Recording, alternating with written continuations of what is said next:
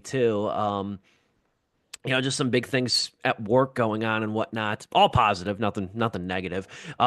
We are very much excited about a quiet and quote unquote boring January. That's how we feel over here. So it's really been a chill start to the new year, and I'm grateful for it. Other than it's deathly cold. This is the time of the Midwest where it's very difficult to bear the weather in the Midwest. But how are you two gentlemen doing? It's been almost a month since we've seen each other in person, or at least on video. How are you guys doing? Dom, you can go first. It's been real busy at work, but I finally got some time to hopefully take some time off because I have many hours of PTO, and during the year I don't really have much time to spend it. So I have until March 30th to expend like 120 hours of paid time off. Dude. And that's just with I'm very lucky. I'm very fortunate. I should say that's very good that I have that much PTO to begin with. And I should say that's just the amount of hours that I will lose if I don't spend it by March 30th. So I'll still have 80 hours after that. But Holy yeah, Christ. yeah, I know, right? It's just the funny irony of not being able to spend it until Dude, like I'd the be first I'd, 3 months I'd of the be year. like, all right, I'm taking Mondays and Fridays off for like the next few weeks. Yeah. Just having short weeks at the office. That's it. Mhm. Just what you're gonna lose 100, or like if you don't use it, 120. Is that like hour wise? So what's a workday count? 8 hours? Yes. That's So yeah, 15 I know what you're days. doing. Yeah. Is that what that is? Okay. Yeah. So 2 weeks effectively, right? Basically, yeah. 15 And then some. 2 weeks in a day. Yeah. You have And then some. you'll have 80 after that, right? Yes. Holy shit. Yeah, I would not work Mondays and Fridays for the Yeah. foreseeable future. Hmm. I think I'm gonna do it in chunks. So like Oh yeah, once a month, definitely. I'll take like a week off. And because things are quiet at work now post holiday, It's easy I to get can away I with. can do that. Yeah. Exactly. I, That's the I thing. had It's like I can take days off and like look, if there's like an emergency, I'm taking that. I'm not even putting in the PTO. Like you'll get it afterwards after I resolve the 100%. issue. But in terms of like planned vacations or staycations, I don't really have time to. I'm not a big vacation guy. Let me say that 'cause it costs a lot of money. But yeah, it's yeah. Anyway, that's my very fortunate but still situation. So we will see. How about you, Joe? It's great to see you too. I know you've had your own medical hangups in recent weeks. I don't know if you want to get into it too I won't much here, disclose man, but everything. I won't disclose because I don't want my personal stuff out there. I never know who's watching the show and stuff. But um, the I animal basically went well. what's up? The animal went well. I do have like there's just stuff coming up, and I'll reveal it like once it's done and over with. But like for instance, today I went to go get my ear checked out to make sure it's okay. I just have a ton of fluid trapped in this ear, and we went to go check it out, and it's like okay, you just gotta do this to help drain it out, and you should be good to go. But basically, almost like two times this month, next month, and in March, I'll be going to some kind of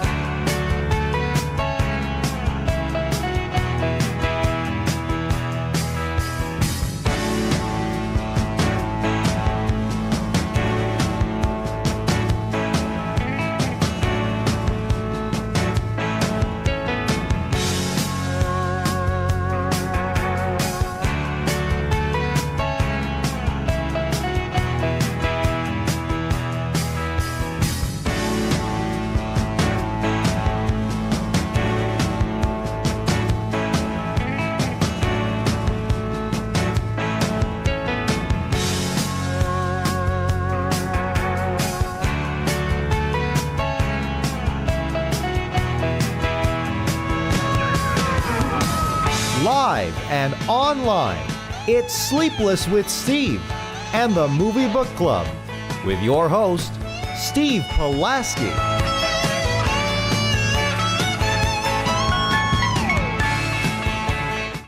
Back and better than ever, it's Sleepless with Steve live on YouTube. We come to you live and in living color every Wednesday evening, or sporadic Wednesdays as of late.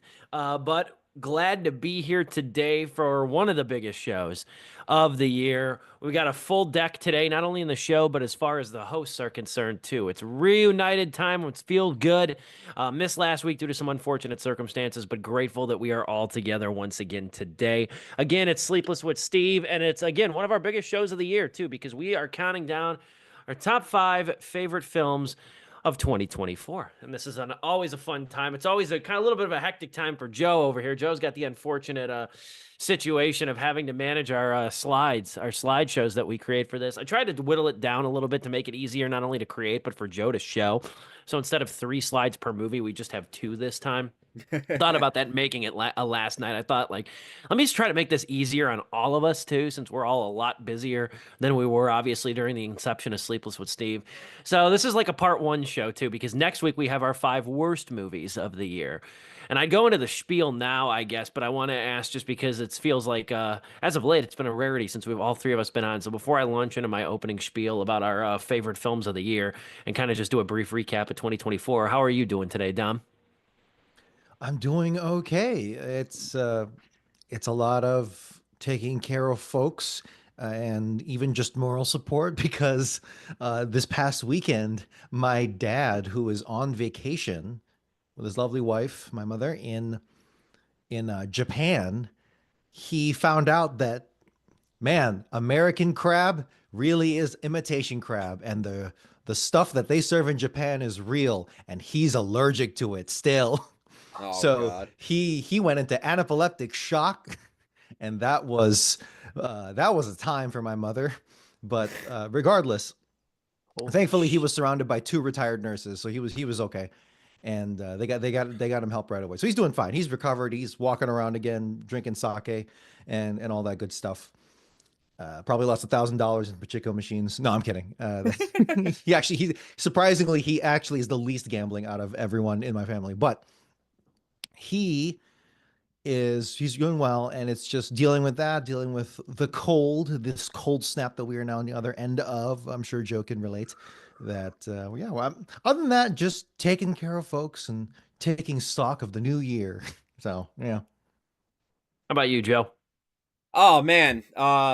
If you're seeing your screen flicker, by the way, the viewers, like the 5 that we have right now, don't worry, it's not your computer, it's me. I'm just changing some settings because I recently built a brand new computer, and I did it for multiple reasons. One, I personal hobby, I like to play video games, so I just wanted something that's a little bit more powerful. But 2, I'm looking to get back into video editing, whether I continue a YouTube channel I started like pre-pandemic and then during the pandemic. I would love to get back into streaming on my own, just like streaming some games and stuff, but also just to do some contract work. I thought about like signing up for some contract gigs I saw for my field of work that I was like, you know what, I don't really want to lose my skills of video editing, and I kind of want to keep getting better at it.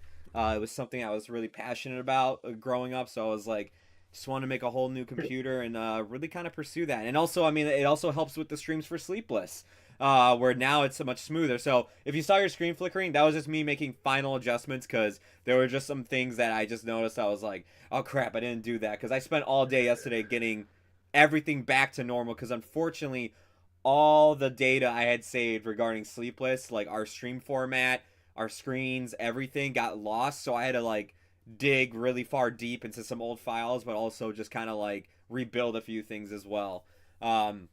Dom, again, shout out to you for helping me with the scroll, because Dom did that for me when we first started. I haven't even updated it since, because it just works so flawlessly. But other than that, I'm doing good. And for those of you who are probably wondering, is it hard to build a computer? Yes. Yes, it is. I don't recommend doing it. I spent 6 hours on Monday, my day off, doing that. And that is not how I wanted to spend 6 hours of my free time.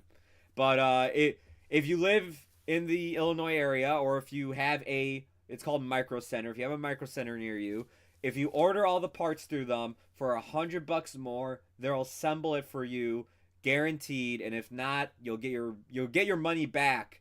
And then they'll just reassemble everything for you for free. If they fuck it up somehow. So if you're looking to build your own computer for whatever the reasons I listed, you can go online. They have a nice little filter thing where it's like, hey, if you're using this piece, it won't be compatible with this piece, and you can do it from there. And I definitely would recommend doing that $100. Unfortunately, everything I was looking at for to save money wasn't sold at Micro Center, and that's why I ended up building it on my own. And basically my kitchen became like the cave that Tony Stark built his armor in. Micro Center's great. Micro Center's really good. I haven't been there in a long time, but It's a fun store to go to. it really is. It really is. And as somebody like me who just uses kind of bare basic accessories and stuff like that, they do very well in there. And their customer service has always been top notch too. So I want to give a shout out to them as well. Absolutely. But if you are ready, Joe, we will start for the slideshows and such like that. I guess I'll just make a quick thing before I go into the order of how we'll do this then. Is I don't know how you guys felt. You can chime in when we start. For me, 2024 was really a good year for movies, not a great year. And I was listening to a podcast actually on The Ringer with Bill Simmons and a film critic whose name slips my mind, and they were talking about it. And the film critic himself even said this was the first year that he did not give a movie 5 stars. And I'm like, okay, I'm not like nitpicky and alone here. Okay. I only gave one movie this year 4 stars. Normally my average is about 4. So it was kind of surprising. I want to say make one amends here. I don't think either of you have seen it yet. And I already modified my list once, so I'm not going to do it again. But had I seen Anora before I made this list, Anora would have made my list. I don't know. You guys haven't seen that yet, have you? No, I was gonna No. make a disclaimer when I started my list of the movies I didn't see, but I've seen on people's top fives. Honora is one of them. Anora is so fucking good. We finally got it in Dubuque on Sunday, and at the worst times, like 1:30 and 9:50, like the absolute worst times imaginable. So Catherine and I had to buggy run from work yesterday to see it, and it was so worth it. That movie is hilarious. That's one of those movies that in a way like The Holdovers, it keeps you laughing. Like The Holdovers, I don't think does it as well, at least this one part as well, is that it keeps you laughing to forget how unbearably fucking tragic it is. Mhm. And that Honora is definitely like this contemporaneous fairy tale story. It's very funny though. That after the last 30 minutes really make you realize what a sad story it is. But up until then, it's almost like a Three Stooges slapstick comedy with these Armenian and Russian goons, and it's very funny. I've had some of the biggest laughs in theaters in a long time between one of them days and now Anora. So if you have the opportunity to see it, I think it's going to be coming to streaming here pretty soon. But if you have the opportunity to see it, the Oscar nominations drop tomorrow. I expect Anora to get nominated for a handful of different things, and I don't really know at this point in time what people really think is the chalk for Best Picture. I'm over here to start saying why not Anora? Why not Anora for Best Picture? I liked it that much. I've seen people actually say that, like, genuinely. Why not? I say why not? This is a crowd, an unconventional crowd pleaser, but a crowd pleaser. There's a lot of nudity in it. There's a lot of sex. There's a lot of language, and everything like that. There's a tracking shot. There's one of my favorite scenes. There's a tracking shot in a strip club that's following this big group through the hallways where 2 people in the group are fighting, 3 are fighting amongst themselves, and another one is drinking bottles while DMX is Where the Hood At plays. And I'm like, this is fucking art, man. I'm like, it's wild. It's a wild movie. I highly recommend it, and it's got an ending that you're gonna have to sit on for a minute just to process, I think. But it's a very, very good movie all around. So I just want to add that disclaimer. It would probably be number 5 or 6 if I were to amend my list, but I'm not going to amend my list. So there's my little spiel. That said, though, next week with my worst list. When movies were bad this year, they were particularly fucking awful. So Dude, you ain't next kidding. week is going to have some very, some movies I feel very strongly about the other way. So we will burn that bridge when we come to it, as I enjoy saying. But as far as the order is concerned, we'll start with me, and then we'll go Joe, then Dom. Does that sound fair? Sure. Yeah, that's fun. That works for you? So if you are ready, Joe, I can start us off here. I'm ready to go.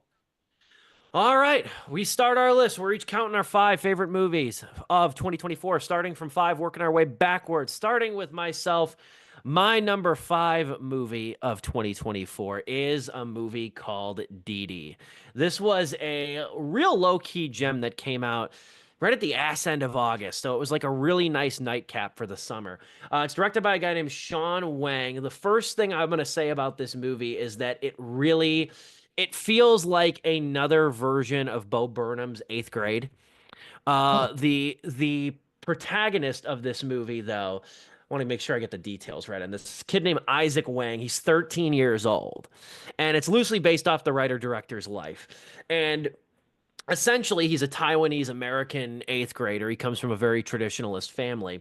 And the movie is set in 2008, the summer of 2008. We're officially old enough now that, like, the summer, like, formidable summers of our childhood are now, like, foundations for coming of age movies.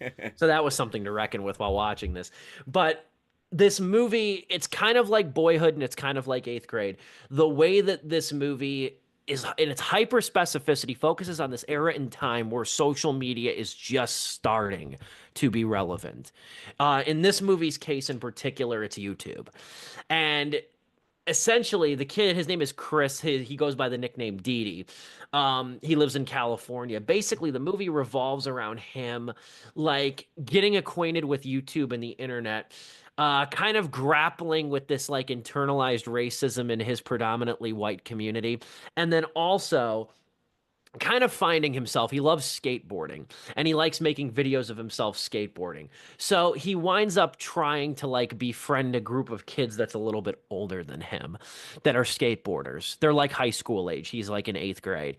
And he starts to film them skateboarding and edit their videos and things like that. So this is a movie that's like part screen lifestyle, kind of like missing or searching in a way without the mystery, and also part coming of age. It's very funny. It's very 2008 too. Like there's references to Rick Rolling, there's references to Meat Spin, if you know, you know. There's references to AOL Instant Messenger and things. So it's very specific. The director of Sean Wang, as I mentioned, if that name sounds even lightly familiar, he was the director of the Oscar-winning short movie a couple of years ago. It was called Nine Eye and Wipo, and it was about his real-life grandmother, who's actually the grandmother in this movie too. And it's a very sweet, very personal story. I think the thing that I like about it, and I kind of wrote my review in the same way, this movie's kind of a series of vignettes and things like that. And it's by the end it wraps around very nicely, but it feels very truncated when you watch it. And it's light, but it's also very funny. It's very poignant. There's some what I love about this movie the most, and I'll end with this. You can watch it on Peacock too. I'll end with this though. One of the things I love the most about this movie is again how it achieves era specificity. The first scene when Dee Dee talks to his crush on AOL Instant Messenger, he he's talking to her and he's friends with her on AOL obviously. So he asks her, he's like he's like he or she asks him what's his favorite movie. So he goes over to her profile, looks at her listed favorite movies and then says A Walk to Remember.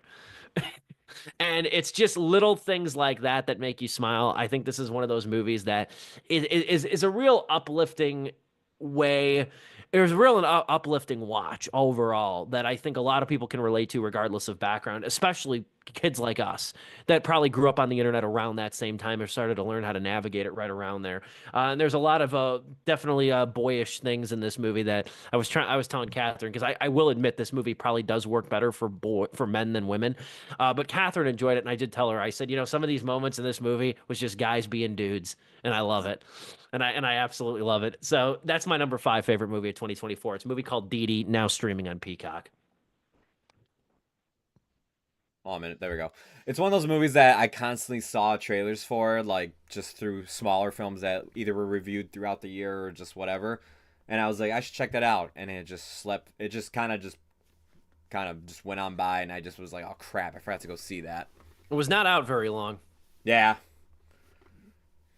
Anyways, all right. Moving on to my list, my best of 2024. Similar. I want to say this. There wasn't too many movies I really gave. I think 4 stars to this year.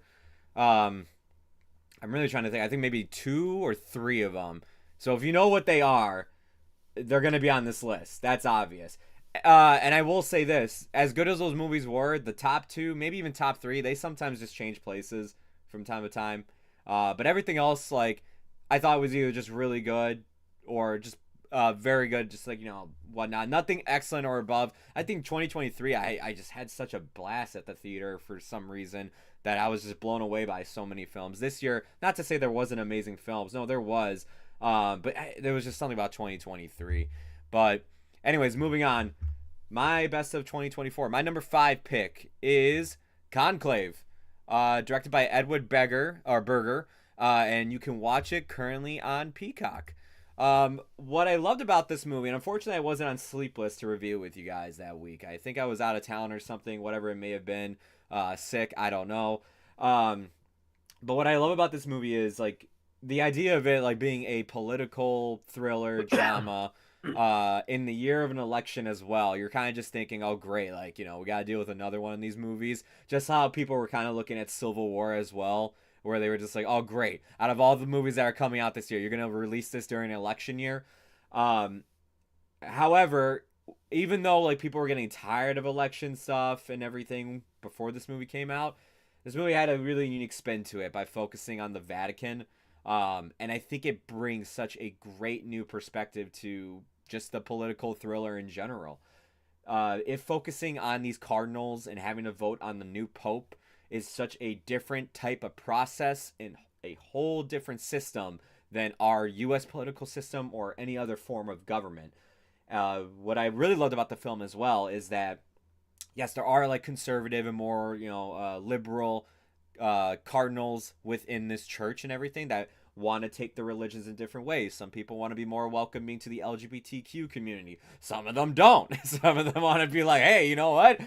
Those other religions, we got to bring it back to the old days and everything. And, like, it doesn't shy away from that at all. But, like, what I loved about it too is that at the end of the day, these are priests and they have to work together, and they actually have to, like, still they have to be unified for God under, the church and everything. So it's like, while they have these disagreements and they get into some real big disagreements throughout this film, there is still kind of like this unification of, okay, but you are still my quote unquote brother. And there's some really just uncomfortable scenes of them, like, digging up dirt. And it shows how dirty sometimes the Vatican can be. I'm not talking about, like, any controversies, like, that have, like, come up from, like, the movie Spotlight. I'm not even talking about that. I mean, just what other priests and other bishops and other cardinals bring up about everybody within this system. It's like, wow, man, everybody's playing dirty just to be at the top, even within this system.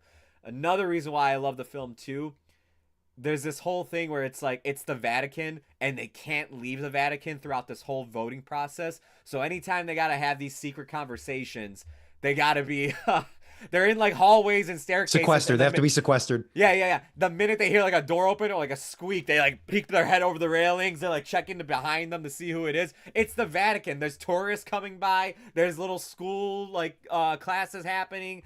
And then, of course, it being the Vatican, women don't really have a say. So whenever a woman enters the room, oh my God, God forbid that happens.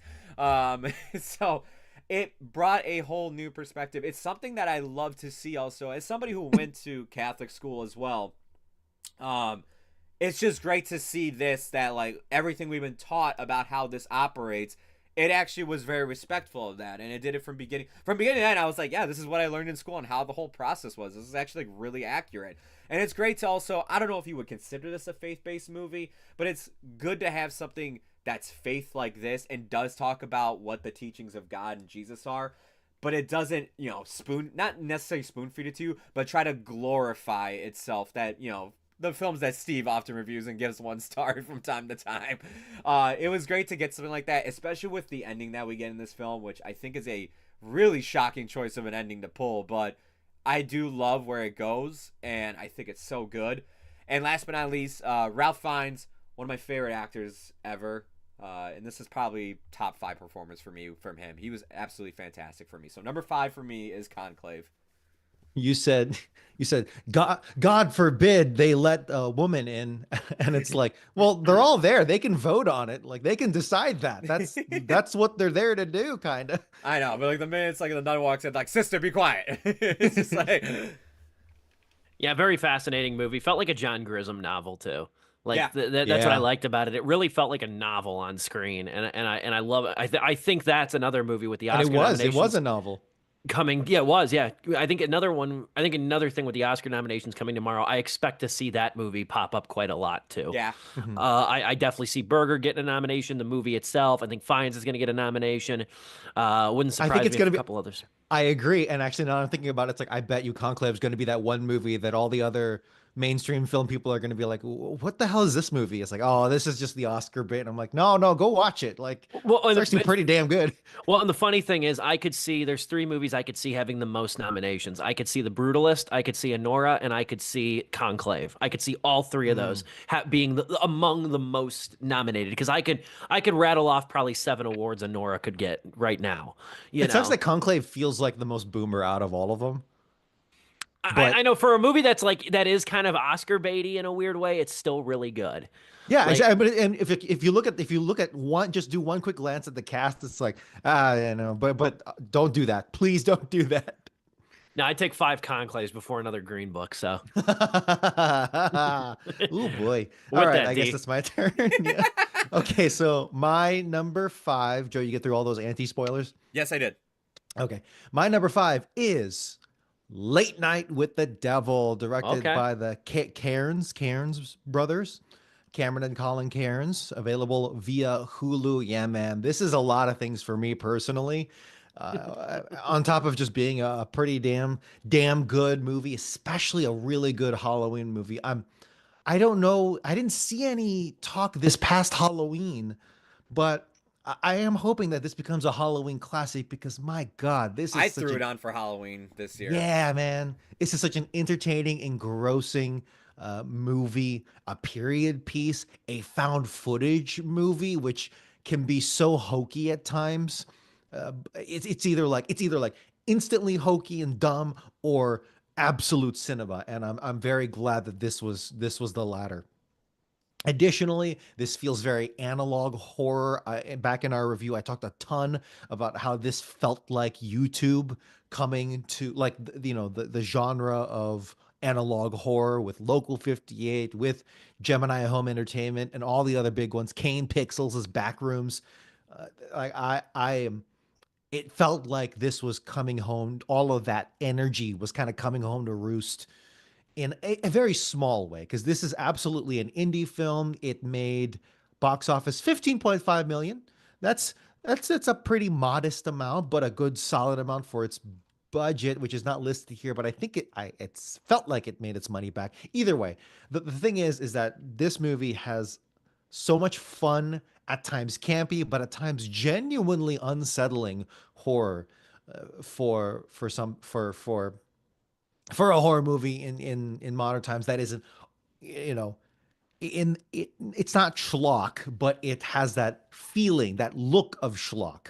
And I did look up some criticisms of how people were feeling about this movie in terms of the, people who didn't like it. And I usually reserve that until after we review it. And you know what? I kind of understand where people are coming from. And I think at that point it just comes down to personal taste. Yeah. Because I think this movie was executed as absolutely best. It's not perfect.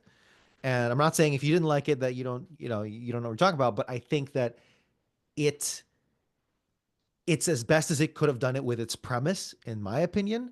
And for this movie, I think it's like for me, I got stage play vibes from it, and that can either be a criticism or a compliment. And for me, it's a compliment because I like stage plays. I don't go to as much theater as I could, but I definitely watched a lot of it, and it's pretty damn entertaining. So anyway, spiels on spiels. The thing is that this is a really great Halloween classic. I hope it becomes a Halloween classic, and I hope that it enters people's watch list more as time goes on. I just might have more to say on that, and I'll Hmm. leave it there. I'll leave it Yeah, there. and I should say release date South by Southwest, March of 2023, but it did come out the following year. I panicked a couple times making this. This was like, oh When shit, I but was no. reviewing like everything we reviewed, I was like, wait a minute, I'm like, this was a 2023 release? No, Yeah, like yeah. I did do the research as well. I should have told you guys I am an expert on movie release dates, okay? So if you ever have any questions about this, feel free to let me know. Here's how I judge it. I don't count the festival premiere date I don't either. I don't either. because here's the thing. There's a lot of cases where festival movies don't get picked up and don't come out for years until they're released. My determination of a release date is when was it put into American theaters so that the general public could see it. Even if Damn that's right, one of the American brother. That's my same thing too. that's how I determine it. That's where I make the line Venice of Film demarcation. Festival, suck a dick. It's all about No, America. now here's Actually, now saw now No, here's the and thing. I agree with Steve. I don't even count like if it's like, oh, it's a limited release in Cali and New York. It's like I still don't count it. Then it has to be a wide release in America for me. No, so I'll still count there. Now here's the thing: if it comes out in UK theaters, if it comes out in UK theaters first, I will consider that. If it comes out in okay. UK in 2023, I'll consider it then. But when it comes out to theaters, the festivals don't mean shit to me. The festivals just tell me it's premiere date. That doesn't mean anything because festivals are exclusive and mainly for media people. So that Mhm. doesn't tell me much. If a So tree falls that's in a forest and no one's around to hear it, a can hundred can you percent. review it on Letterboxd? Right? It doesn't matter. Like Baby Girl, most people saw Baby Girl or had the opportunity to see Baby Girl in 2025. It was still a 2024 release because it did come out in a couple hundred theaters. So Yeah. Mhm. that's the line of demarcation We there. we Steve, we might get into some controversy on the release date area, and I do have an alternate if that comes around, but I'll leave it Okay. there. Okay, no worries. All right. So I think I have enough time to do four before we take our one of our probably two or three Zoom sponsored intermissions. So I will start with this. My number four favorite film of 2024 is a little movie called Coup de Chance. It is directed by Woody Allen. It's now available on Tubi. Do not let the Tubi release scare you off from this. I'll just say that much because we know the kind of movies that exist on Tubi. This is one of the better ones, though. This is again a Woody Allen movie. It came out in May. Largely, it came out in a lot of theaters overseas. It did not really see a theatrical release in America. It saw a streaming release in America because Woody Allen remains persona non grata. I won't get into my thoughts on that, but I will get into my thoughts on Coup de Chance. Woody Allen's 88 years old now. I think he actually might be 89 now as of this talk. Coup de Chance, though, this is his 50th movie to date. He's got nothing left to prove, but diehard fans like me, we anticipate his works because I think there's a gratitude amongst Allen fans that he's still alive and still making movies, and he has no signs of slowing down. He's already shooting his next one, and he's writing on top of it too.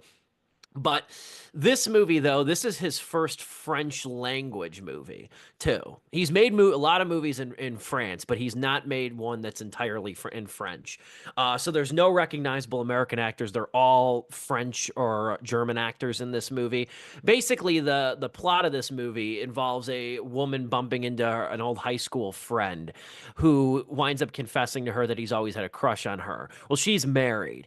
So she's married to like this kind of real possessive like business executive.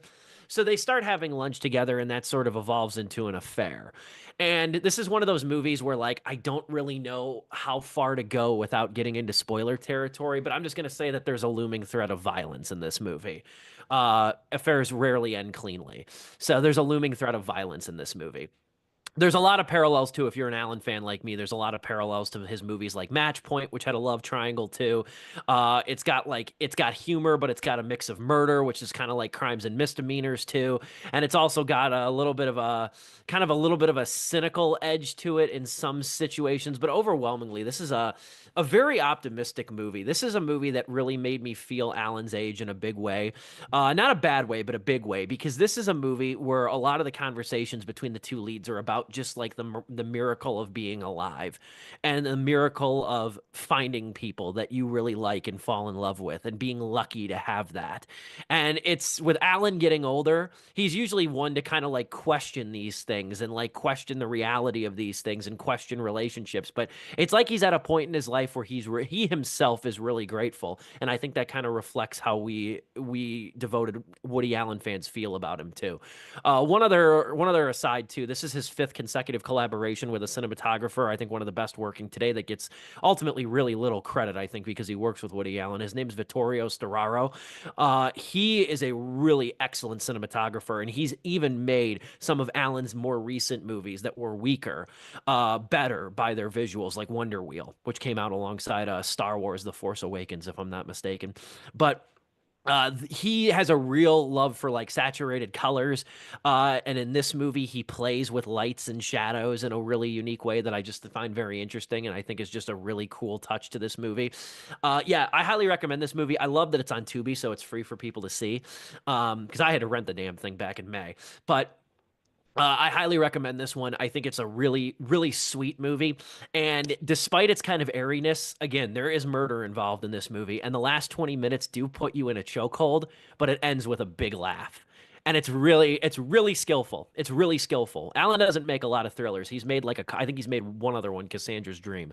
But this one, though, this one has elements of it, and it's a lot of fun. So that's my number 4 pick, Coup de Chance, which I should have mentioned earlier means stroke of luck. Amen. So I don't want to shortchange Joe. I don't want to shaft Joe with No, I was the gonna last. say, I think, yeah, we'll cut to intermission now. That way Dom and I can come back. I think we can get me and Dom's 4 out of the way. I think we can get it through 2, and then we'll cut to intermission probably one more time before we do number 1s. That works for me. That works for me. This is always a long show. I always take a little bit of extra time for this show, or at least block out extra time in my mind. So, Yeah.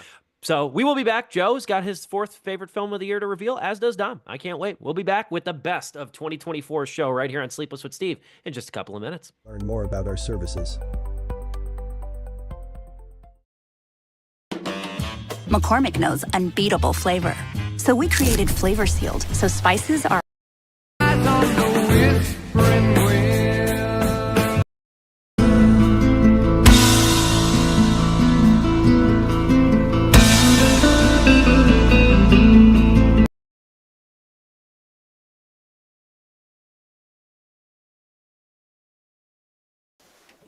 All right. Stuff. Been enjoying hearing about your softball pursuits. Yeah.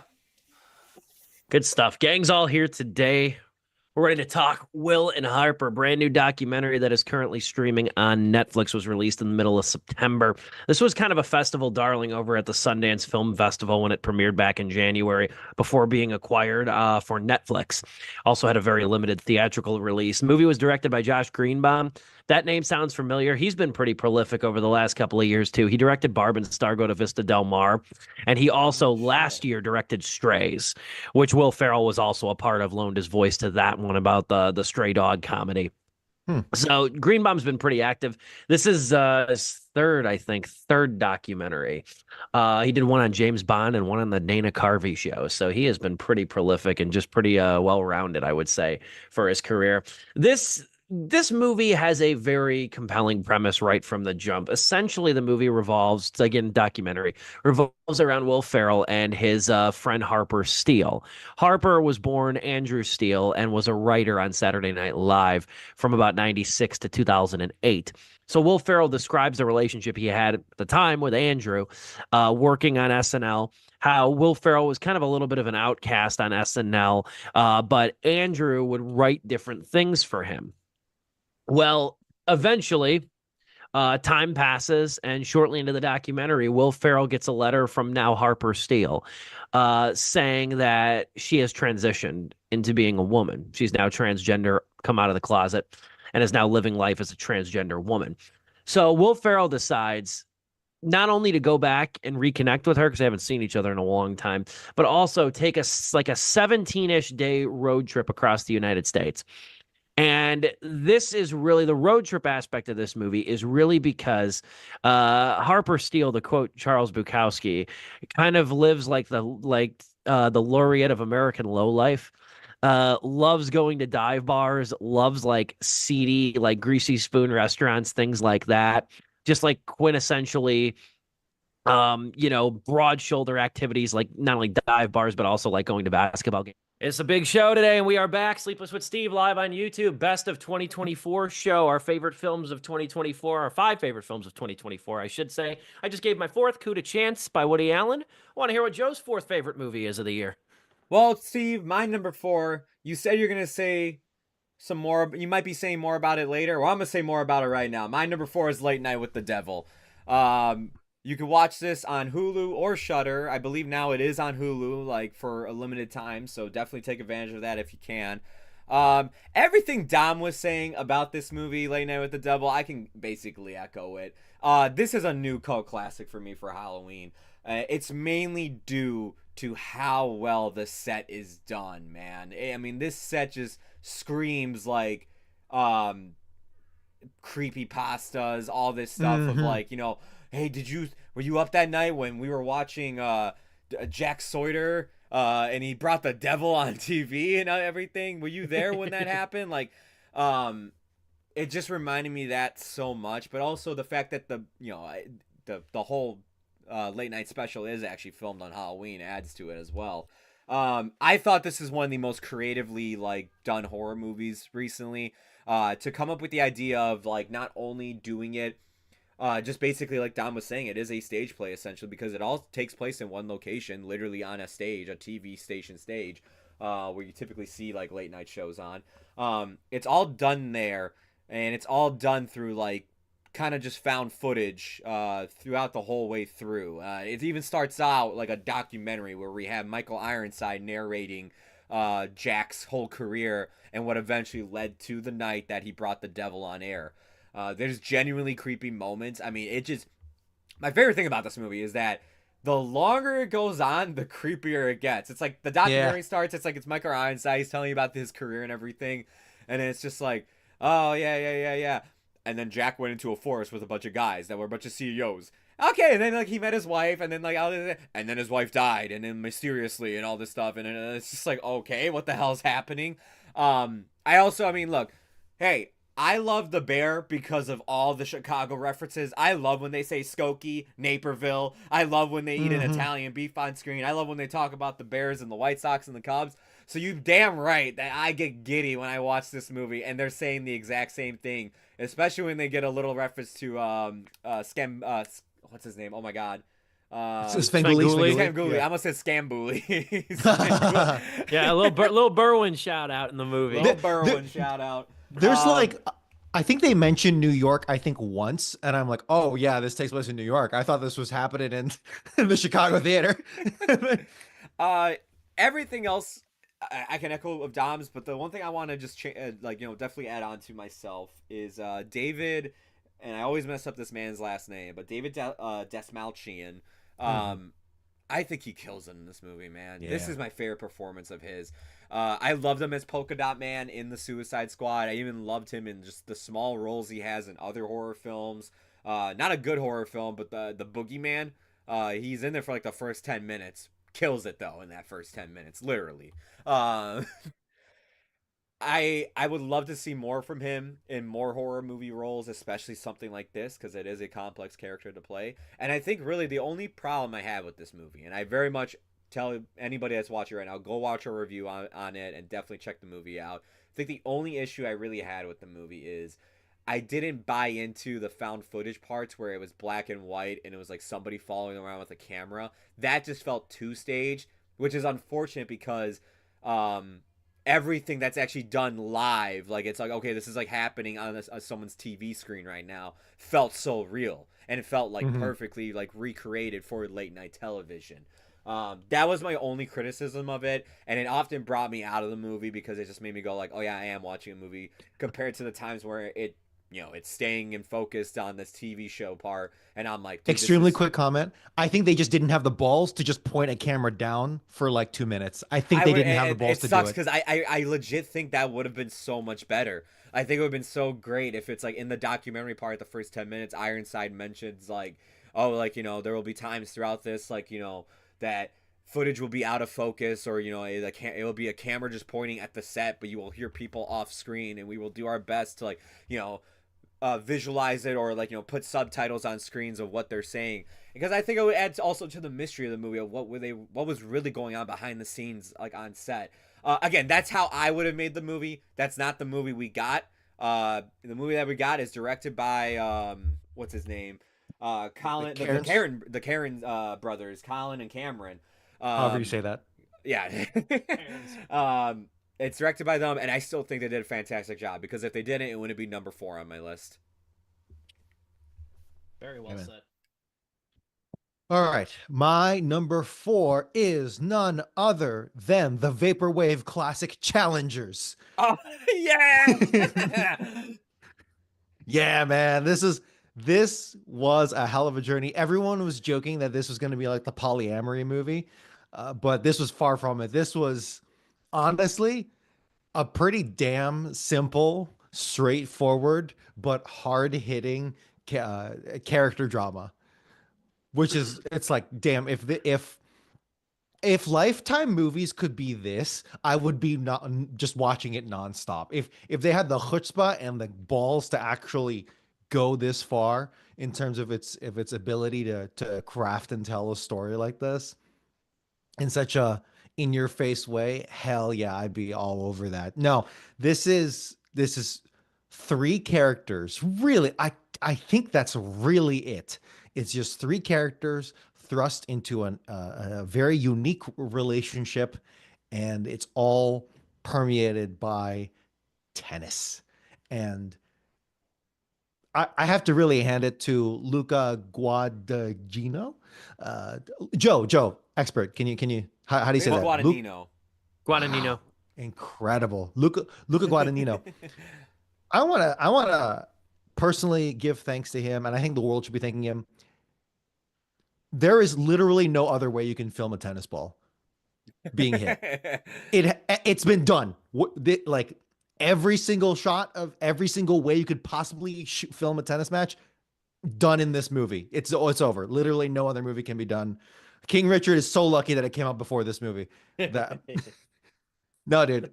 This was hell of a work by its three main cast, and the third slide. I don't know if you've reached it yet, Joe. I have, yeah. It is Trent Reznor and Atticus Ross for honestly being the fourth character of this movie. Because man, that soundtrack is so damn good. You could listen to that while. In fact, you know what? This past year, I bought an elliptical.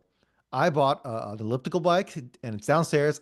I'm next time I use it, I'm gonna put on the Challenger soundtrack. Side comment: Charlie XCX even mentioned that this soundtrack got her so pumped up after watching the movie, she went out clubbing immediately after watching the movie. Hell yeah, yeah, dude. I don't even think there's much more to say other than hell yeah, you need to watch this movie. It's so fun. Challengers is a great time. I think they kind of made a mistake though, releasing it so early in the year. I do too, man. I really think it could have been an Oscar contender compared to Queer, which I feel like no one's talking about. No, I agree, and I think that like that movie got forgotten because it got released so early, right before the summer movie season. I think it would have been more fitting in like September or something like that. I think this was a movie that they kind of needed to save, and I'm really glad it came out this year. It didn't make my list, but that was a really strong movie, and I do like I don't want to toot my own horn, but in my review, I did come up with a good opening line where I said, like all tennis matches, Challengers begins with love. There you go. You know, that's honestly, a great. Man, that should be on the box.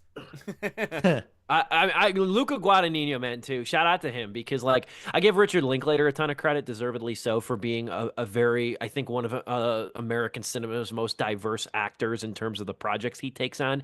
Guadagnino's right up there too. Yeah, I think he is remarkably well diverse in his in interest in his portfolio. Hell, my favorite movie by him, in Bones and All, is one of his most controversial. That's the movie that made me go, yeah, he's probably like top 10 favorite directors that are currently still working for me right now. Like, it's just like he's up there for me. Yeah, there's the Italian representation, but he's so good. Yeah, he's really good. He's really good. Shout out to what did Tim Dillon call Luigi Mangione? Tortellini Mozzarella. That's what he called him. shout out to him. Shout out to him. There's a great. This is apropos of nothing. Tim Dillon did a great bit about the United Healthcare CEO. He dressed up as Brian Thompson from Hell. It was called United Healthcare, and he's like, I'm down here working the healthcare system. They say I'm burning in hell. I say I'm working remote. Anyway, I That's watched that. good. I watched that recently. That was on top of my mind. I had to mention it. All right. My number 3 favorite film of 2024 is Late Night with the Devil. So we've made the rounds of There's this always movie one. being on all of our top fives. I'll be quick because you guys said a lot of what I said. We all had references to something when it comes to this movie and what it reminded us of. And I got to give credit to Dom because Dom's the one who introduced me to this series, and I think about it way too much. Is the movie or the series that this reminded me of the most is Local 58. If you don't know now, you know you need to look it up. That reminded me a lot of Local 58 with a lot of its visual charms, its idiosyncrasies, and its palpable terror. I love that our generation seems to now unite over creepy things we watched on TV on like a analog television. And now that everything's HD and digital, I think that there's a longing for that and that kind of style. And this movie really commits to it. This is high concept horror. And this, as the guy said, this is a really great movie. As disappointed as I was that Catherine and I couldn't see it in theaters, this is a movie I highly recommend if you're going to watch it to shut off all the lights in your house and try to mimic a TV set environment because this thing loans itself to it. It's that good. It's phenomenally directed. It's told from a perspective of a television airing, which makes it that much weirder. If you love old like talk shows like Johnny Carson or Dick Cavett, this movie plays right into the style of those. I agree with the sort of interludes during the commercial break where they kept the cameras rolling. I think that coupled with how they approach the ending sort of breaks the verisimilitude that this movie works really hard to achieve. So I don't think it's flawless. I think those two things stop it from being excellent. But at the same time, though, like it's kind of like complaining about maybe like 2 minutes of turbulence on or a minute of turbulence on a flight, you know, and the plane still lands very swimmingly. Like I think the ending of this movie's great. And I think the way that this movie ends is really effective and chilling and unnerving. It's on Shudder. That's a perfect place for it. And I just want to say here, not even to spoil my list, but just to say this, the next two my top 3 movies, I don't think this has ever happened before. My top 3 favorite movies this year are all horror movies. This was, as I said, a good year for movies. I think this was a great year for horror. And when I was writing my review of Wolfman this past weekend, which I didn't care for, which will not make my Fucking list snooze next. fest. Which will not make my list this year. I was bitterly disappointed by that movie. Great Same. first 30 minutes. Great first 30 minutes. Sucked from thereafter. One of the darkest fucking movies I've seen in theaters, too. Like, just ugly. But at the same time, though, Catherine and I got to the theater unconventionally early for that movie, and so we got to watch a lot of the trailers. And let me tell you, this year again is shaping up to be another really strong year for horror movies. We got Presence coming out this weekend. We got Companion next weekend. We got The Monkey next month, Osgood Perkins. We got Drop, which looks weird, just completely weird, that I can't wait for. And then we've also got Frankenstein, Guillermo del Toro's Frankenstein. We got another Saw movie, and for the first time in now I think 14 years, we got another Final Destination movie. Yeah, we got So that. Jordan Peele's, not his movie, but a movie he's producing called The GOAT, which focuses on football players. He's going to kind of take a horror spin on the glorification of like that whole sport and everything. that I'm looking forward to as well. I almost forgot to mention that one too. Yeah. Yeah, so this looks like another really great year for horror movies too. And Late Night with the Devil is one of the best, not only horror movies but all around movies of last year. So it made all 3 of our lists. Go see it. Yeah, man. Yeah, I got nothing else to add on to that because, like I said, there's always one movie that will be on all of our lists, and it seems like it probably is Late Night with the Devil is going to be on that.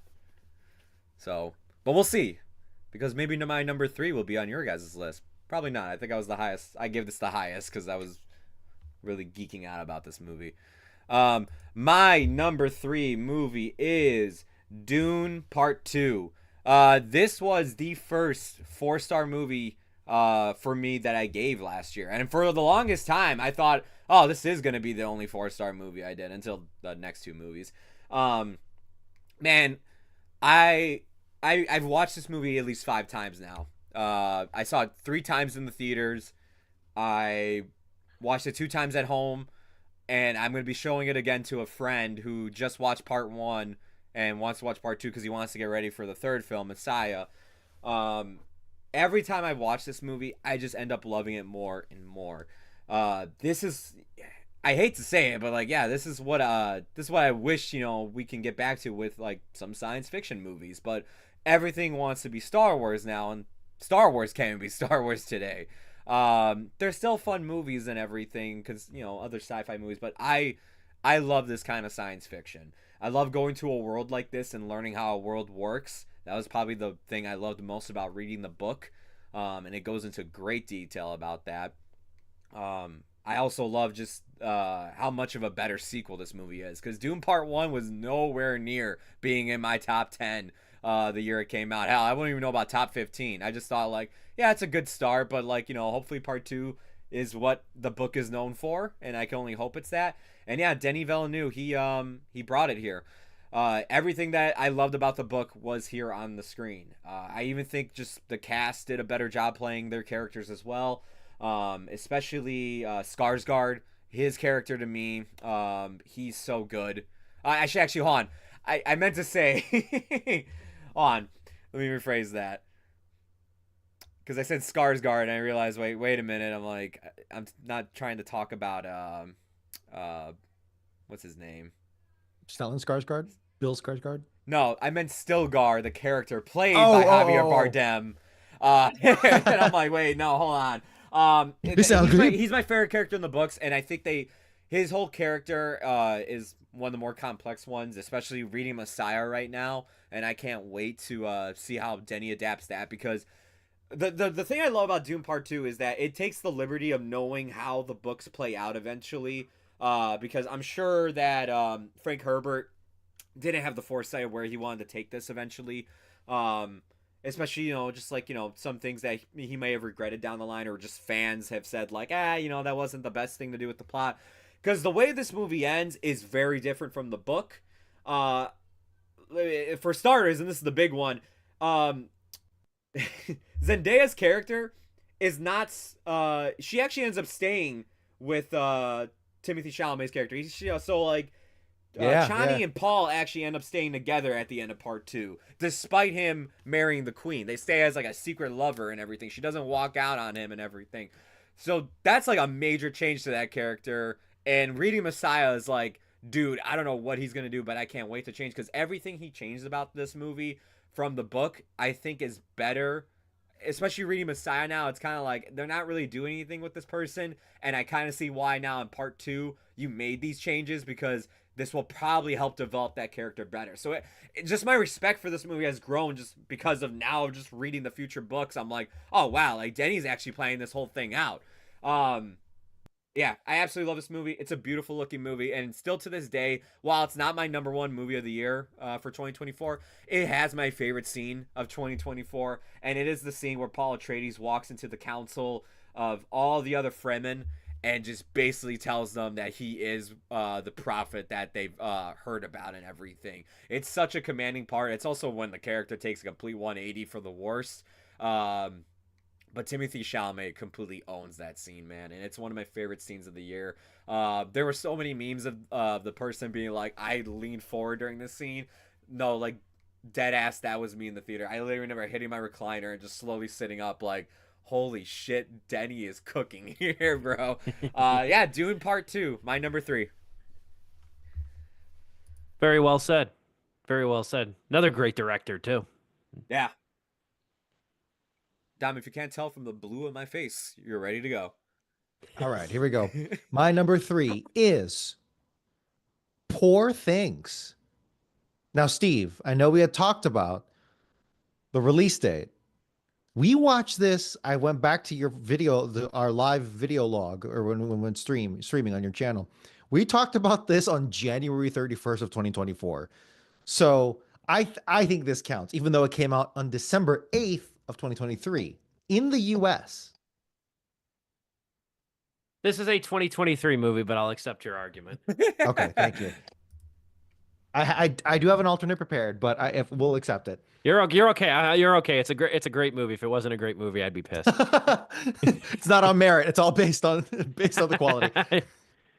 Not on merit, not on quality, but on quality. Okay, yeah, dude, this is a unique fantasy feminist movie film, and it's so damn fun and so weird and so Yeah, fantastical. It's aesthetic. It feels like candy at times, but it's not childlike in any way, except maybe for Emma Stone's whole way of being, which is in a way kind of weird and disturbing in a bad way, weird in a bad way.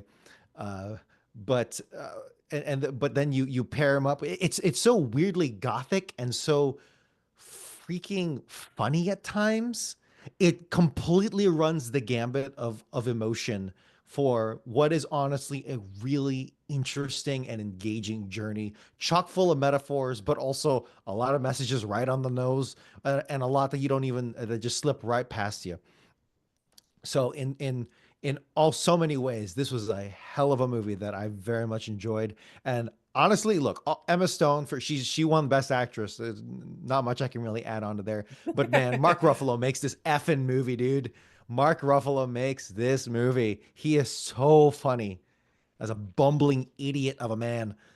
He it's so damn good. You really have to Viso's watch it. perfect There's too. there's no honestly any single scene that if you watch a clip out of context, you're gonna go, "What the hell is this shit? This looks cringe."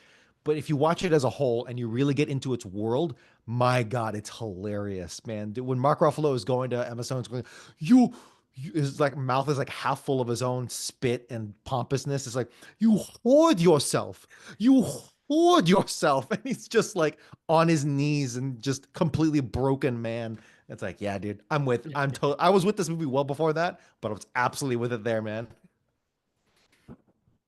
Yeah, it's Poor Things is so good. That's another one too that would have made my list last year. Wink.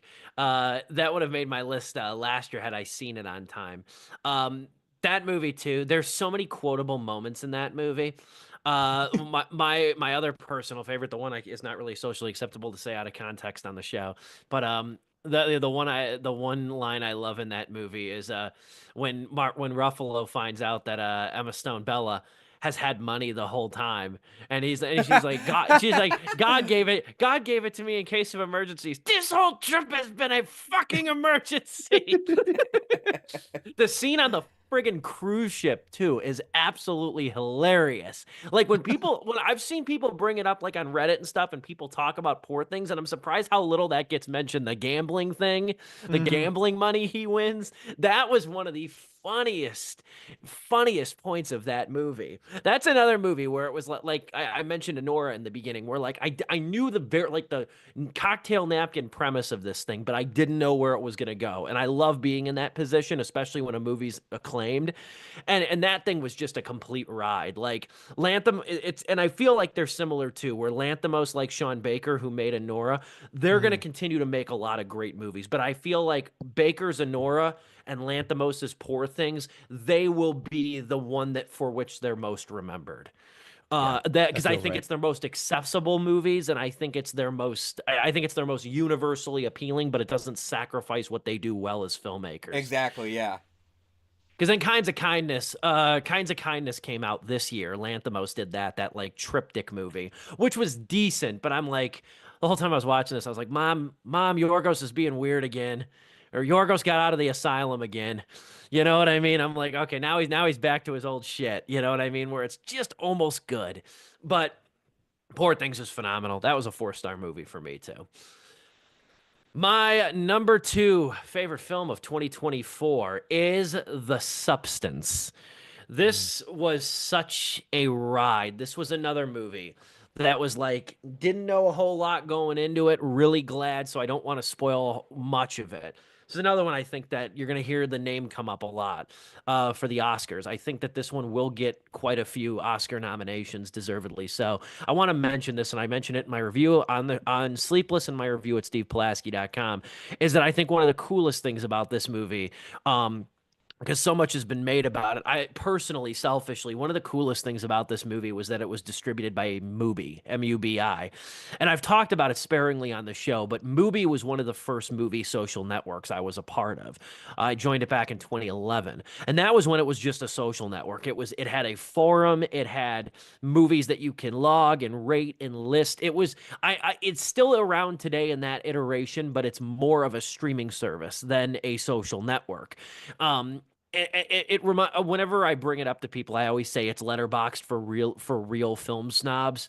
Like you go like damn near any popcorn movie, damn near any American popcorn movie has like a rating of like 5.5 or lower.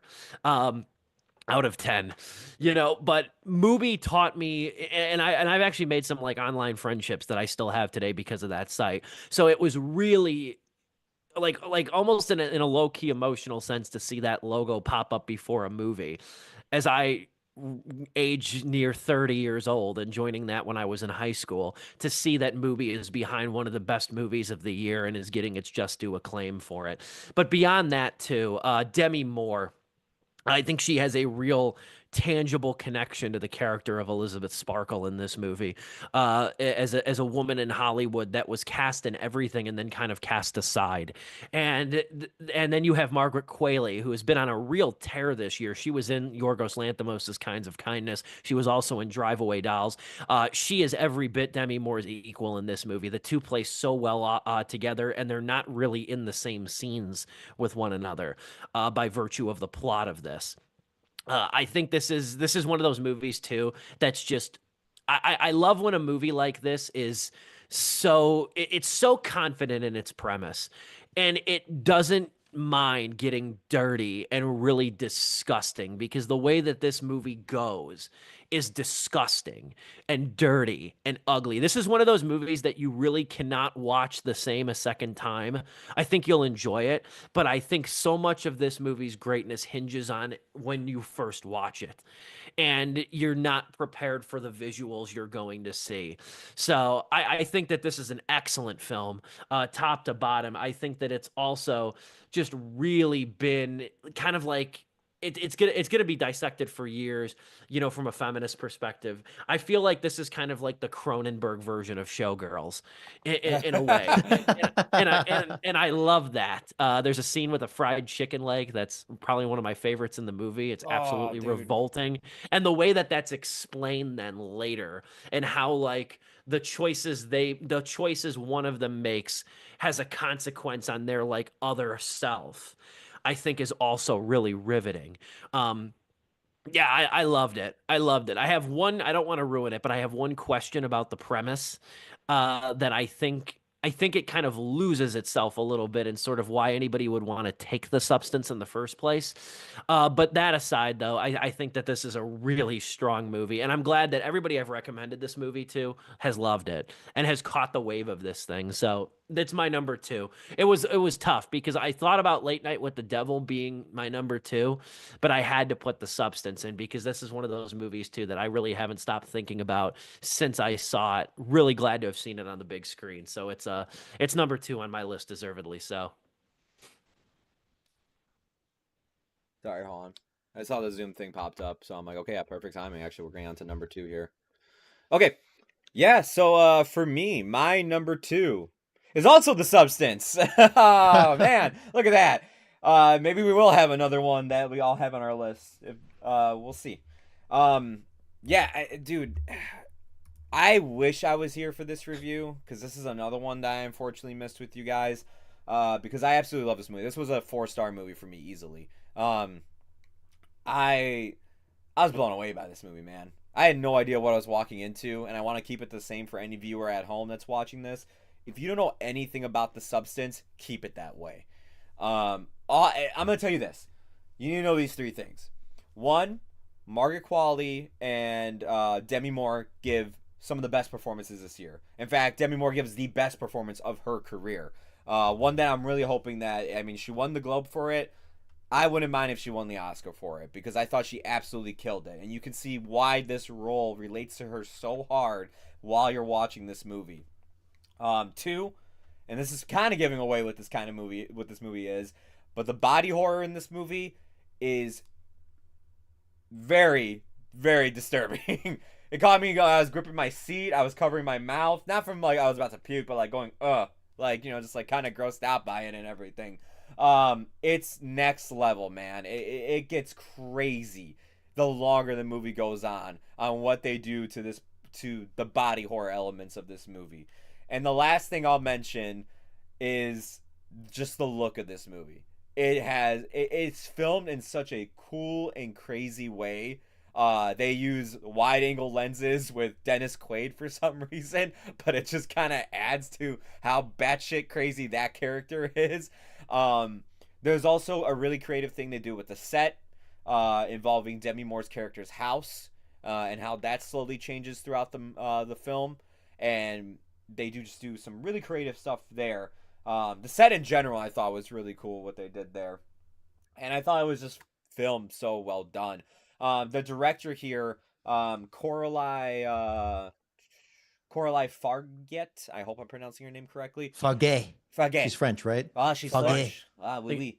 I don't know what you're gonna do next. I've seen Revenge. Revenge is a really good revenge movie. And this movie to me is even better than that.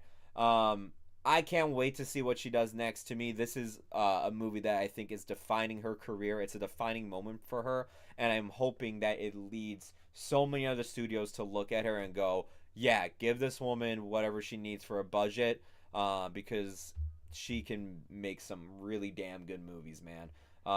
I'm excited to see where her career goes. I'm hoping Demi Moore gets more work out of this. And of course, I mean, like, look, I mean, she's in so many things already, but Margaret Qualley, I can't wait to see what she does next. Yeah. All right. Ready, Joe? I am now. The Substance. Nice. I unfortunately We got got a this hat spoiled for trick, me baby. because I was on your list and I was like, I don't remember picking that photo.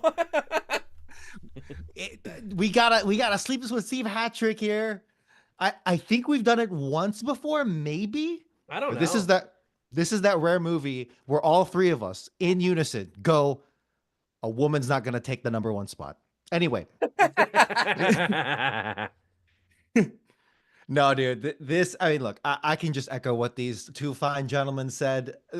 I sum this up as the pitch. The pitch for The Substance really is: how far are you willing to go, and how much are you willing to sit through to see Margaret Qualley's ass? That's what you need to ask yourself, because I swear to God, Margaret Qualley's ass is like another whole character in this movie, which can say something about the objectification of women in Hollywood. But honestly, it's so it look this there are times where this movie can feel, if you're sitting through it at first and you're watching that first hour, there's times where it feels like this feels a little cringe. This feels a little like embarrassing and weird to look at. Like, what is going on here? Like, this seems so out of reality. And I'm not talking about the, the monstrous part, right? The part where body horror comes in there. I'm talking about like what is with the show? Why are people acting this? It's, in many ways, this is a really, really dark parody, right? This is a fantasy world in and of itself. Yeah. It kind of like Poor Things, really. Really good year for fantasy feminism, where it's just messing people up the whole time, honestly. Yeah, dude. I said it in the review and I'll say it once again. The this is the movie of Demi Moore's career, not just of performance wise, but literally of her whole life. Yeah. And it's seeming it's all of it. The minutia, all of the the everything that's in every woman's head in Hollywood really just thrust upon the film. And you can say it's heavy-handed. Yeah, no shit, it's heavy-handed. You know why it's heavy-handed? Because we're still doing a lot of the same freaking mistakes, as in Hollywood, as we've been doing for over a century now. Right, the same problems, so many of the same issues, and not to get political, but anyway. I'll even just stop it right there. I'll just stop right there with that train of thought. Yeah, man. This is Coralie Fargay's second film. Well, okay, so fourth film overall, like short film. She's done some TV. Man, what a hell of a career ahead of her as well. And only 48 years old. Only 48 years old. Right? Notice how I said that. No, anyway. Yeah, I honestly, I feel like I have more criticisms of this movie than I do the other films on this list. particularly like some decisions in that last third, but just how far it goes and its message and how brilliantly it does it, it just puts it right back up on the list. Like truly, I had so much. This is so affecting, and it hits you so goddamn hard that I encourage everyone to go watch this film, just like these two gentlemen did. I do as well. Complete unanimous decision. Yeah, I'm actually like usually like I said, like Late Night of the Devil, like I always said, like, oh, there's always one movie that we all have on our list. It's rare that we actually put not only the one movie on our list, but we put it in the same spot. Mm-hmm. That's true. This is such a good contrast too, because it's our number two. That like it's really gonna accentuate what our number one is and who we are as movie and watchers. who we are as a person. I'm looking at my number one. It's like, yeah, this makes sense for me. I didn't want to interrupt you. I didn't want to interrupt you when you were talking, but when you were like, I have more criticisms than like any like of this movie than any other movie on this list. For me, that would probably be with Late Night with the Devil. But when you said that, I was like, we all know, Dom, you hold women to a whole different standard. We know that. you know, our misogyny makes this show. On that note, we've got one more movie to reveal. We each have one more movie to reveal, and we don't have time to do it until we take one more Zoom-sponsored intermission. I'm excited because I'm looking forward to hearing what you guys pick for number one of the year, and I've got a big one. It's the only movie I gave 4 stars this year, and we didn't review it on Sleepless either. So excited to reveal my number one favorite film of the year. That's coming up right after this. Don't go anywhere. This is Sleepless with Steve, live on YouTube, the best of 2024. As well. It's just to humanize someone. Humanize someone, period. That's really all it is. This is what this documentary is all about, and that's something that I think is really cool and should be celebrated. So yeah, 3 out of 4 stars for me as well. The fall leaves, everyone's enjoying it except for me. No, I'm kidding. I got all my friends here online to talk to. These two gentlemen that I have not seen physically. When was the last time I saw you guys physically? Your wedding? Yeah, probably. So the next one's going to be at least with Joe. Yes, my party little bus. grad party bus thing. Yeah. So good times. It's good to see you both, though. Virtually, in person. We will make in person happen soon enough. How are you, Joe? I'm doing okay. I've been fluctuating in and out of like, oh, I feel really good too. Oh my God, I'm getting tired. And like tested for COVID, negative. Tested for a fever, nothing. I'm like, I don't know what the hell it is. Maybe it's just the change in weather or something. But like today when I got to work, I was just woozy. I felt like I was going to throw up. And then after 2 hours, I felt perfectly fine. Over the weekend, I felt like I was coming down with something. I was sweating a lot. For all I know, this might have like come and passed, but like I just was not feeling good. It was not how I wanted to spend the Labor Day weekend. We had family coming out of town. I really didn't get to like much time to hang out with them at all. So I just like, kind of like talked to them for a little bit over the phone. Went to an outdoor thing because I was okay, if it's outside, I keep my distance, in case if I like did have COVID, but I ended up not having it, thank God. I'm like, at least I'm outside and like I'm keeping my distance from everybody.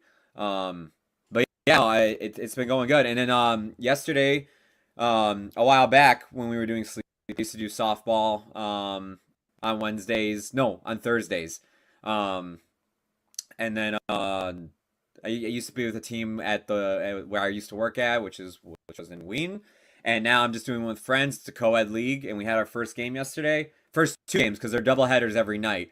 And it's been going really good, like training-wise and everything. Our debut games, I told everybody, we're not going to win these games, and we didn't. But I will say this, our second game, we lost 10-1, and while that might not seem like we did good, from the 4th inning, you only play up to 7 innings in recreational softball. From the 4th inning to the 7th inning, we didn't let in a single run. Like, we cut people off, we forced outs, all this. We played defense really good. It was just our offense that, like, people couldn't hit the ball far enough to, like, get past the infield before, like, they could throw it to first and then that person's out. It was, like, basically me and a few other guys were, like, the ones that had to carry the team. But, like, we told them, like, hey, like, we're doing this for fun. It's for you guys to learn the game and everything. If you guys like it, we'll do another season and you guys will have more experience and we can come back and maybe win. Sounds like the Bears. Great defense, porous offense. Sounds like the Bears. Let's hope it's not done this season. Fingers crossed. I got high expectations for Sunday. I cannot wait to be disappointed. Yeah. Going to be a good rant coming into this show on next one. Back and better than ever. It's Sleepless with Steve live on YouTube in the home stretch of our best of 2024 show. It's good to have you along for the ride. Before I reveal my number one, I'm going to reveal the remainder of my list from 6 through 10. If you are ready, Joe. Go on. Just going to run through these really quick, though, because these movies deserve your attention. Number 6 is The Bike Riders. It's a brand new movie from Jeff Nichols. This ensemble cast revolves around a motorcycle gang in the 1960s Chicago. Highly recommend this one. You can watch it on Amazon Prime Video. Great to have Jeff Nichols back. It's his first movie in 6 years, so really nice to have him back as well. Number 7 would be Thelma for me. This is a wonderful little movie. Not a lot of movies cater to the geriatric crowd, as I will say, and this one absolutely does. June Squibb, 93 years old. This is her first starring role in her career, and she's wonderful in it. This is also a movie too that not only focuses on elderly characters, but also the vulnerability of elderly characters, since the home plot is kicked into gear by a phone scam and involving her grandson. And so it's also, while it's a comedy and while it's very funny, there's also like real themes in this movie about like the loss of independence and things like that, and like sort of, you know, getting older and, you know, getting susceptible to these kind of scams. That's available to watch on Hulu. Snack Shack, gotta have some Midwestern charm. This is a really great comedy. I was thinking about how I haven't seen many comedies in theaters recently. This was probably the last one before one of them days. This movie's directed by Nebraska native Adam Carter Remeyer, excuse me. And why that's significant is because this movie was shot at the Snack Shack adjacent to the community pool where he worked in Nebraska. Nebraska actually got a pretty good tax break. This town in the city got a pretty good tax break for having this movie shot there. If you remember the movie The Way Back from about 10 years ago, this movie's very similar. Really revolves around these 3 kids that are spending their summer working at a snack shack, and they basically remodel it. They serve the kids that go to the pool and things like that. It's very vulgar. It's very funny. It's lighthearted.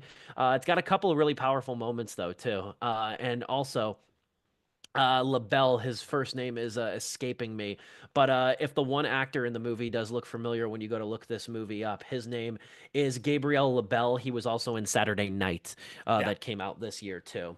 Number 9 for me is Civil War, Alex Garland. Real quick, Snack Shack's on Amazon Prime Video. Number 9, Civil War, Alex Garland's new movie. We talked a lot about this on Sleepless. This was a really fun movie to review. This is one of those movies too that I think the controversy was very premature. This is a very even-handed look at a civil war that breaks out in America through the eyes of photojournalists. Love everything about this movie. Really love the performances, especially Kirsten Dunst is terrific in it. Jesse Plemons, I think Joe made the comment when we reviewed it. It's like time spent at the club versus impact at the club. Jesse Plemons absolutely steals the show here too.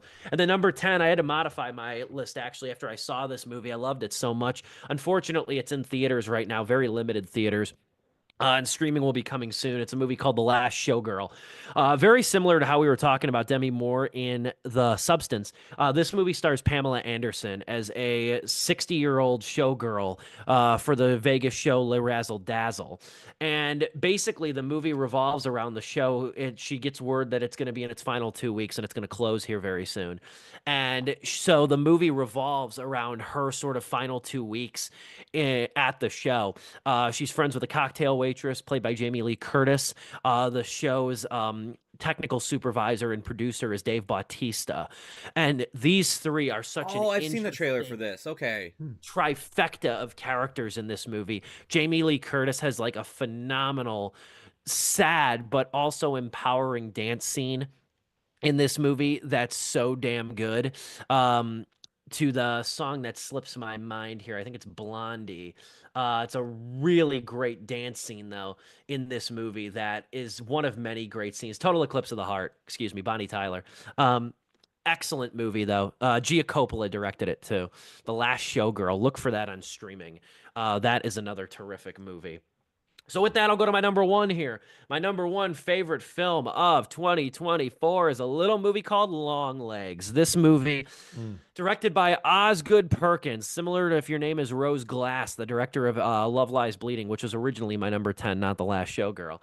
Similarly, if your name's Rose Glass or Osgood Perkins, you are legally obligated to direct horror movies. I don't make the rules.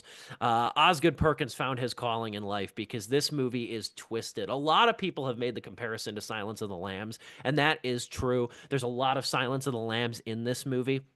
I think this movie is truly profound. I've seen it twice, and I think it holds up on a second viewing. Micah Monroe is outstanding as an FBI agent who's assigned her first case, which is tracking a serial killer named Longlegs, where over the course of 30 years, a few dozen murders have been committed, and they all have striking parallels. Where a church-going father goes off the deep end, he kills his wife and young children in absolutely brutal fashion before taking his own life.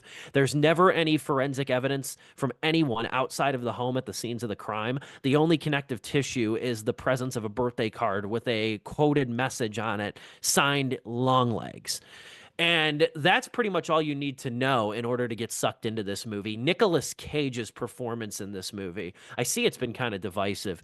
It's a chameleon-like performance. He's really the personification of evil in this movie. And I think one of the most wickedly creative things about this Longlegs movie is the fact that Nicolas Cage is seen, at least half of him is seen in the first scene in the movie.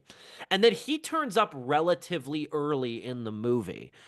And his presence still looms over this. This movie doesn't really keep you in the dark as to like who he is or what he looks like. Now, the nature of the crimes and how they're being committed, that's not revealed till the end. But he's prime suspect from like the movie makes abundantly clear he's behind it. And even with that, it still manages to be this movie that really gets under your skin in such a phenomenal fashion. Nicolas Cage hasn't been probably this much of a loose cannon on screen since Vampire's Kiss. And he is just tremendous in this thing. This movie's eerie. This movie's well-paced. It's sublimely directed. Another great performance in this movie is Blair Underwood as an FBI agent, who's kind of gotten underrated in the praise, but he kind of trains Micah Monroe's character. He's excellent. And also, too, I will say, for as creepy as this movie is, I swear to God, part of the reason we didn't review it on Sleepless was I wasn't sure if Dom was going to be able to sleep again. But as creepy as the movie is, as weird as it is, Osgood Perkins has a really good sense of humor. You can tell this because the movie opens with a quote, and it shows you the quote before it gives you the attribution. And the attribution is the T-Rex song Bang a Gong, which is also the end credits of the movie, too. It's absolutely outstanding. I cannot recommend this movie enough. It's also, I'd probably give it one of the best Letterboxd reviews I read all year. One of the best Letterboxd reviews I read all year was a guy who gave this movie 5 stars and said, "Movie was so scary I shit myself and felt it running down my long legs." Do with that information as you will. But Osgood Perkins' Longlegs, though, this is a phenomenal movie, one of the best horror movies of the decade, and I think it's going to be enduringly popular. Another studio's had a really damn good year this year. Neon. Yeah. And I think this is the year. Maybe hot take. You had to watch the whole show to get a real good hot take out of me. Hot take. I think Neon in some ways has surpassed A24 in recent I output. was gonna make the same comment. I feel like, don't get me wrong, I still look forward to go seeing an A24 movie. I love Civil War, and that's an A24 movie. But there's been something about Neon lately where it's like they've just been putting out way better stuff, I think. And all the memes now of like people being like, "Hey, look, it's an A24 trailer," and someone just peeling back a rubber band off of a box and it going. It's like, yep, that's every A24 trailer. A24 is just kind of, and it sucks because a lot of people are pointing at it to being like they're gonna do much bigger films and be more mainstream. It's like that was Civil War, and that was actually their best movie this year. Actually, all the smaller stuff they've been doing, it's kind of all feeling the same now. It's like they kind of like, you know, they're kind of like hit the well too many times on the, oh, we're being weird for the sake of weird. It's like, okay, this was like cool at first, but now it's like a lot of it has the same themes and everything. It's kind of become a little bit of a brand. Yeah. Kind of become a little bit of a brand. They've kind of become a little That's bit. That's probably why Civil War felt so unique from them because it was like, holy shit, it's a big budget action movie. They're starting to break one of Biggie Smalls' 10 crack commandments, which is never get high off your own supply. They're starting to break that commandment of themselves, and I don't think that they're bad, but I do. But I mean, you look at the movie that they peddled for awards this year versus Neon. A24 has Baby Girl, which I think is a deeply flawed movie, and Neon has Anora. Like you look at the difference there alone of like what their crown jewel of the year is, and I think that speaks volumes too. It so I feels don't like know. Neon actually likes to like be like, hey, like we don't mind being like different and unique films, but like we want to make sure you're still telling a story at the end of the day. A24 sometimes these new movies just sometimes lose what the fuck they're about. I didn't want to go too long on that, but I just want to add though too that I think that what the cool thing, and I respect Neon for doing this, and I think A24 has this a little bit on a smaller scale. I think Neon's better with it, and I think they played with it for Long Legs. Perkins said that Neon had this whole plan to market Long Legs. So Perkins has been very careful, like in interviews, saying that like that was Neon's doing. He's like, I didn't come up with the phone number, the website, or any of that. He's like, they did that, and I just signed off on a few things. He's like, that was all their creation. Neon is starting to bring like high concept marketing tactics to like medium budget, like niche movies. And I think that's beautiful. And I think I think if you want to get people back in the theaters or at least some intrigue of your movies, I think that's a hell of a way to do it. They're doing the same with The Monkey, Perkins' next movie next month. So I just want to make that statement too. But Long Legs, absolutely outstanding. Wish it was available to stream somewhere. You can rent it though on Fandango/Vudu. But yeah, highly recommend that movie. Nice. Moving on to me. My numbers 10 through 6. Number 10 is Hitman. In Glenn Powell we trust. This is the year of Glenn Powell. With this movie and Twisters. The guy, like, he's shown so much charisma in his acting capabilities. I really can't wait to see what this guy does next. He's become an actor now. I look at it and I just go, yeah, if he's in, I'll probably go check it out then. Really great movie. Richard Linklater directed it. Definitely check it out. Really good movie on Netflix. Number 9 is Wicked. I spoke so much about this already on our review, and I was only there for like 15 minutes. I ended up, I love this movie. I've seen it twice now in theaters. And yeah, everybody's seen this movie, I think now. It's just made so much damn money at this point. Number 8 is Civil War. As, divisive as this movie seemed like it was going to be, it ended up being actually like what no one expected it to be. And I think that's what made it actually so unique to talk about with people. And it ended up being, even though it's number 8 on my list, it ended up being one of my favorite movies to talk with people about and like what they got from it and everything, which is really unique to hear what each person said. 7 is Furiosa, Mad Max Saga. Thank you, George, for letting me ride in the Wasteland one last time. And that's where I'll leave that. And then 6 is Inside Out 2. In terms of honorable mentions, Nosferatu, Smile 2, and Snack Shack are my honorable mentions. Snack Shack. Yeah. Snack Shack was on the top 10 for like the longest time, and then towards the end of the year, we just got more movies, and I was like, damn, it got knocked out. I was like, damn, this thing is still holding out strong and being in my top 10. Definitely recommend those films as well. That's why they're an honorable mention. Check them out. Moving on to my number 1. My number 1 pick was also mentioned already. It is Challengers. Directed by Luca Guadagnino. Like Dom said, this movie's just about the yes. Gotta stick together. Those are Gotta stick together. This movie, yeah, like it's about 3 people. It's told in a non-linear fashion, and you learn more about each of these people as the movie goes along through its non-linear storytelling. It makes you decide who you're siding with in this story, who you think is the villain of this story, and the longer it goes on, the more I'm just like, damn, like every time we cut back to this tennis match, I have a whole new perspective of what's happening here and what this tennis match is really about.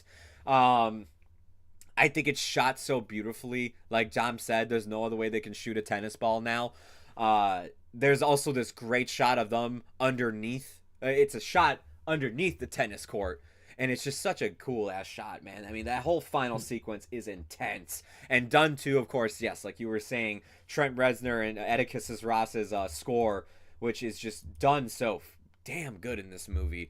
It gets you hyped up. It almost makes you want to go play a game of tennis. All 3 leads here do a great job with their performance. I think they're all amazing across the board. I can't wait to see what all these three of them do next with Luca Guadagnino. I think two of them are coming back to work with him again. I think Zendaya is coming back to work with him at some point as well.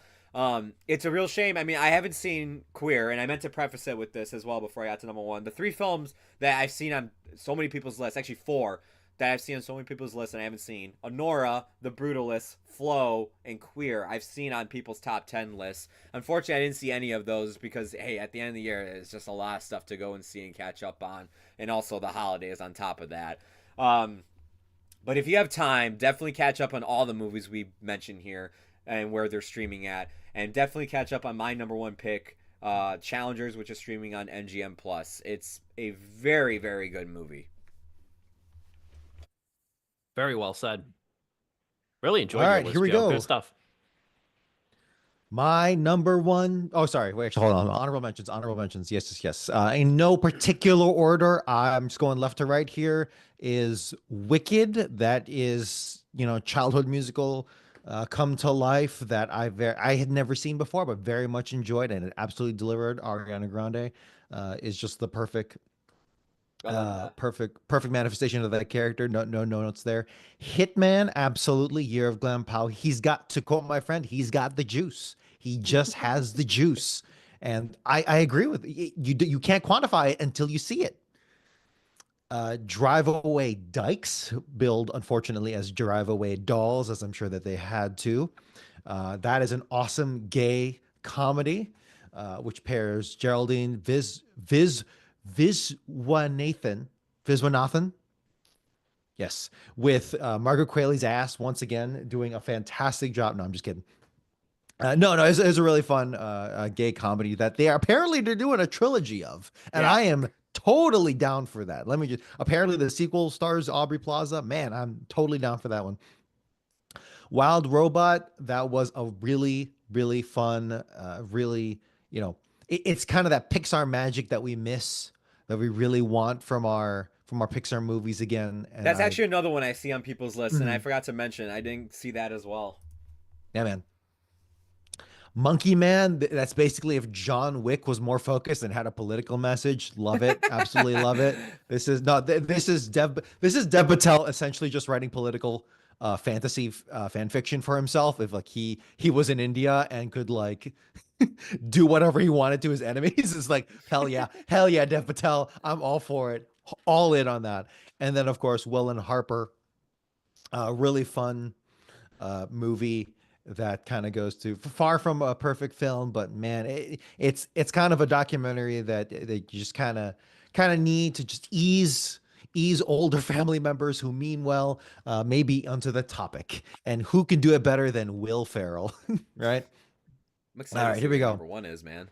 My number one is, I'm keeping it Italian. It is Conclave, Oh, which, shit. Okay. if you think about it, this is very much a Dominic pick. Come on, right? Catholic school survivor, all about politics. And, just in the past day, we have Trump in the news because he got called out, got absolutely dissed by a woman bishop in a cathedral, right?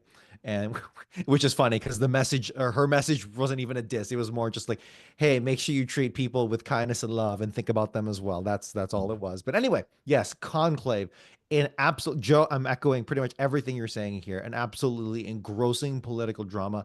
This is like what I truly wanted out of the, oh my God, Da Vinci Code, Oh, yeah. Angels and Demons. That I forget the author, but that's exactly what I wanted out of those movies. And in this way, it's far more grounded, but in so many ways feels more epic, right? Because when you're doing crazy shit in your stories, where you're a hyper super secret agent trying to save the world and all that shit, right? You just become kind of numb to it, and there's only so much of that you could take. But when you ground it, when you really effing ground it, I mean, don't get me wrong, this is the Vatican, right? Extremely powerful, extremely wealthy. It's elite of the elite of the old world. But at the same time, it just feels so damn grounded where it's like, yeah, all of this makes sense. And you can parse every strain of ideology in the church, maybe not every strain, but so many of the larger, you know, ideologies and thoughts of the church reflecting so damn well in this movie and put in such a cool narrative that and look, I know I was saying it's grounded, but there are times where this feels like there's a huge John Grisham-esque twist where it's like, oh my god, we're really doing this shit. But it honestly does, it's done very well, and I was just absolutely eating it up, right? And look, I was talking about it earlier. Such a this feels like a boomer movie with its cast list: Ralph Fiennes, Stanley Tucci, John Lithgow. Really, come on. No man, no man. Perfect casting for because it's that's they address that in so many ways, in you know implicitly as well. And yeah, dude. And you know the twist ending. Yeah, it feels like an airport novel kind of ending. But honestly, we are in an airport novel world, my guy. So this is absolutely fitting ending, and I absolutely love it. So for me, Conclave, yeah, man, 4 out of 4 star movie, easily, and one of my favorites of the year. And I encourage you, if you think you're into politics, if you in terms of your movies, right? This is a great way. Don't start with don't start with All the President's Men. Start with Conclave, and you might find your way into that genre. Very good lists all around. I really appreciate you guys. You guys always put a lot of time and thought and effort into these. And I'm excited because our worst list is next week, too. And these are always fun to Yeah. get the vitriol out. Feels like a cleansing of sorts. I did you guys a favor, kind of offhandedly, but I did you guys a favor for my worst list. I kept two of the more faith-based movies in the bottom half of the list. Reagan was number 6, and God's Not Dead and God We Trust was number 8. There was another one? Yeah, there was another one last And year. it's number 8. Yeah, it wasn't horrible. No, Reagan was worse. Holy shit! Reagan was They're slowly converting Steve. They're gonna get him, dude. You know, the funniest that this one was kind of funny. This recent God's Not Dead. It made the Arkansas what was it? The Arkansas senator race, I think it was. Yeah, the Arkansas senator race. It made it like so high profile. It was like the debates were broadcast on live TV. It was very fun. Sure. You know, so that was kind of fun too. Ray Wise, I really chalk it up to Ray Wise adding a little bit of credibility to that movie, as stupid as it ultimately was. But no, so the good news for you guys is I won't have to rail against a Christian movie I had no interest in seeing to begin with. But the bad news is that in the top 5 of my list, there's a certain movie about a godforsaken purple crayon I do have to talk about.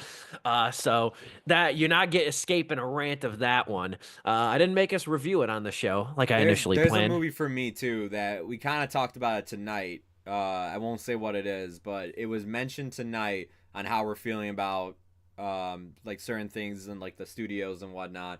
It's gonna pop up on next week's list. I saw it last minute and I was like, wow, I wasted my fucking time with this movie. Yeah, there were some movies that really pissed me off last year. Like that really like pissed me off in a bad way. Like when I classify movies after I saw them, like as far as the worst movies were concerned, I had like 19, you know, like that I gave 1.5 stars or fewer. Dude, You know, and this year started out with a lot of misses, man. this has got to be this is where it is. The first year ever where I gave more half-star reviews than 4-star reviews. So there's 2 movies on my list that are absolutely, utterly dismal. And there's a nice little subtle thing that I do. I'll say this and then we will end. There's a subtle thing that I do. I don't know if anybody's caught it on my website, but for my best movies of the year, I always put where you can watch it. For the worst movies of the year, I don't put where you can watch it. Yeah.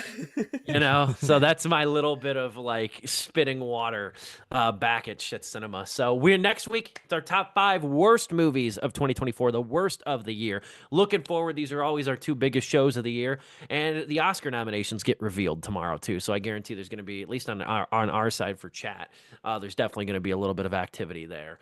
So appreciate you guys. Appreciate the time and effort. We will have another slideshow next week, another jam-packed show. Until then, for Joe Viso, Dominic Guanzon, and yours truly, this has been Sleepless with Steve.